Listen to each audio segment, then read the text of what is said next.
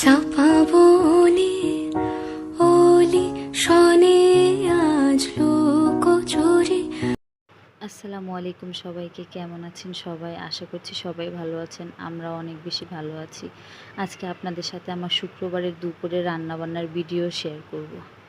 আমি এখানে গরুর মাংস নিয়ে নিয়েছি, তারপর মাছ ভাজার জন্য মশলা দিয়ে সব মাছ মেরিনেট করে রেখে দিয়েছি।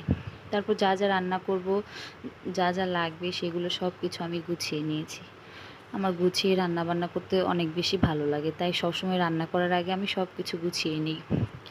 পেঁয়াজ কেটে নিয়েছি, আলু কেটে নিয়েছি, রান্না করতে যা যা মশলা লাগে সব একসাথে নিয়ে নিয়েছি। আদা বাটা, রসুন বাটা, গুঁড়া মশলা। আমি পোলাও রান্না করব, সেই জন্য এখানে আমি 1 কেজি পোলাওয়ের চাল নিয়ে নিলাম। আমার কাছে এই প্যাকেটের চালটা অনেক বেশি ভালো লাগে। পোলাও রান্না করলে যেমন ফ্লেভার হয় তেমন খেতে অনেক মজা লাগে, আর রান্না করতেও অনেক সুবিধা, একদম ঝরঝরে হয়। তো পোলাও রান্না করব, সেজন্য আমি এখানে গরম পানি বসিয়ে দিলাম। গরম পানি হতে হতে আমি পোলাওয়ের চালটা ভালো মতো ধুয়ে পানি ঝরিয়ে নিব। পোলাওয়ের চালটাকে আমি 3 বার ধুয়ে নিব। একদম ময়লা পানি চলে গেলে, যখন একদম সাদা পানি হবে, তখন আমি এটাকে রাখবো একটা স্ট্রেনারের ভেতরে, ঝরিয়ে রাখবো। তো দেখতেই পাচ্ছেন আমি চালটা ধুয়ে নিলাম। ধোয়া হয়ে গেলে আমি একটা স্ট্রেনারের ভিতরে পানি ঝরানোর জন্য রেখে দেব।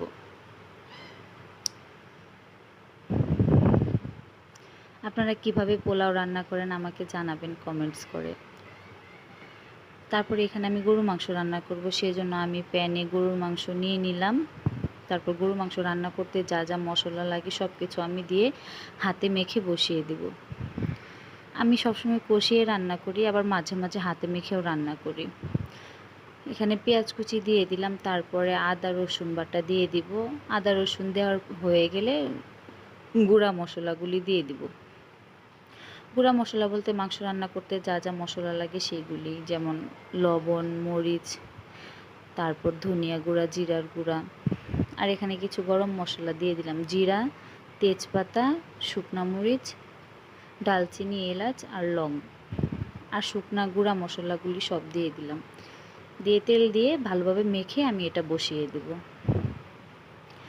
আজকে হাতে সময় কম, সেজন্য আমি হাতে মেখেই বসাইলাম।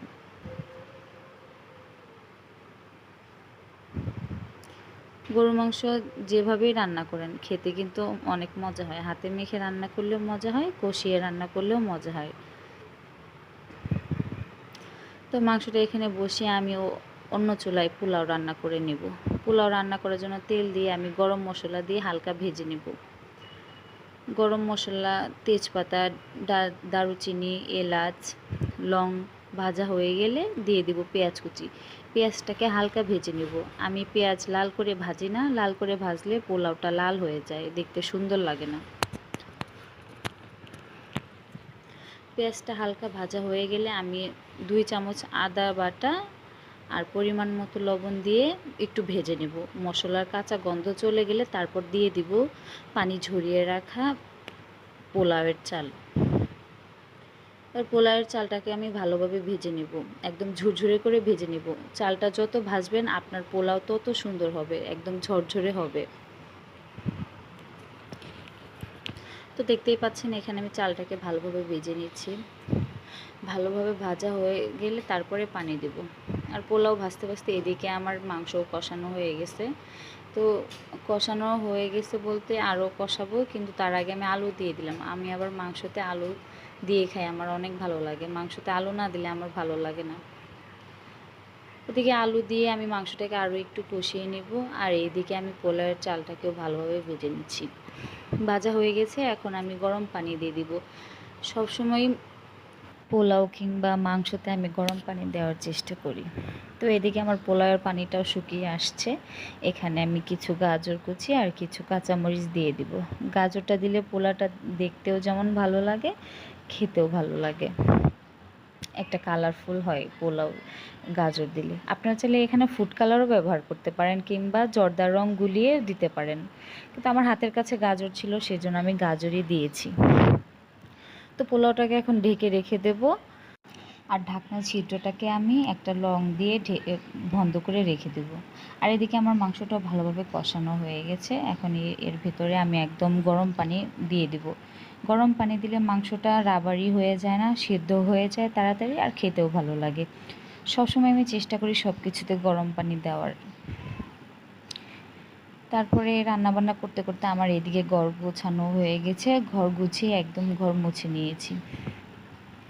রান্না করার শুধু যে রান্না করি এমন না, রান্না করার পাশাপাশি আরও অনেক কাজই আমরা করি। দেখেন আমার সব কিছু একদম কমপ্লিট। এদিকে আমার পোলাওটাও হয়ে গেছে। মাশাআল্লাহ, দেখছেন কত সুন্দর হয়েছে পোলাওটা, একদম ঝরঝরে হয়েছে। পোলাওটা খেতেও কিন্তু অনেক বেশি মজা হয়েছিল।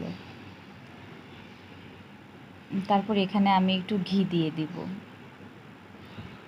ঘি দিয়ে একদম ঢেকে রেখে দেব, আর খুলবো না, একদম খাওয়ার আগ মুহূর্তে এটা খুলবো। আর এদিকে আমার মাংসটাও হয়ে আসছে, প্রায় একটু বলক চলে আসছে, আরও অনেকক্ষণ লাগবে হতে।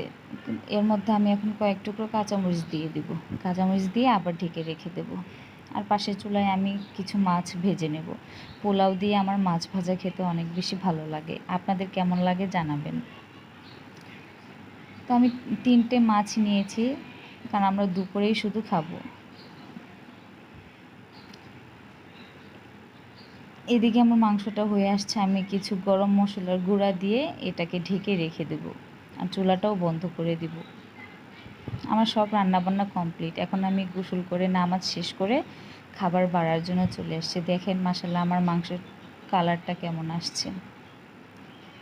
তো সব কিছু একে একে বেড়ে আমি টেবিলের উপর নিয়ে যাব।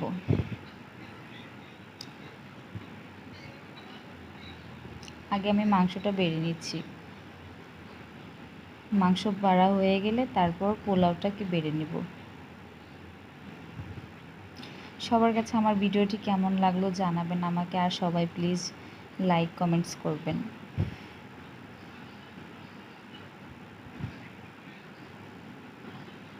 পোলাওটা একদম ঝরঝরে হয়েছিল, আপনারা দেখলেই বুঝতে পারবেন।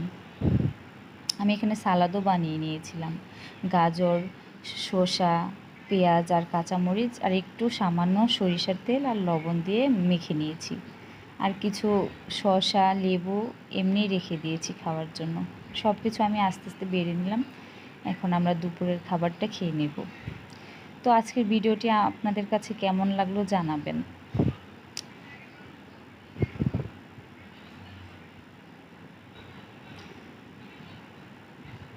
আমার সব কিছু রেডি করা হয়ে গিয়েছে। এখন আমরা এগুলো খেয়ে নেব। আপনাদের কাছে কেমন লাগলো জানাবেন। আর এতক্ষণ ধরে আমার ভিডিওটি দেখার জন্য আপনাদেরকে অনেক অনেক অনেক ধন্যবাদ। সবাই আমার পাশে থাকবেন। ধন্যবাদ সবাইকে। আসসালামু আলাইকুম।